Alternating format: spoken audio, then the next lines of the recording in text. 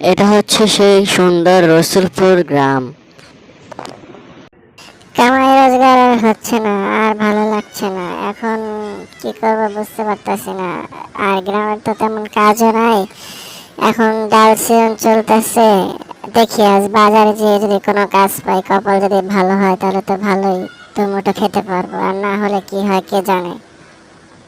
আর সারাদিন তো দৌড়াদৌড়ি করলাম, কতই না জায়গায় গেলাম, কিন্তু কোনো কাজ তো আর পেলাম না। ধরছাই আজ আর বাসায় যাবো না, দেখি জঙ্গলে চলে যাই। যে বাসায় ভালোই লাগছে না, আর বাসায় আর যাবো না আর।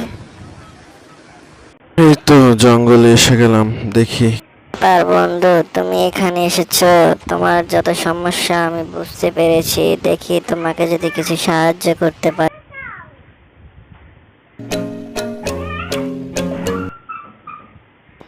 এই নাও একটা হাতের বালা দিলাম তোমাকে, এটা বিক্রি করে তুমি তো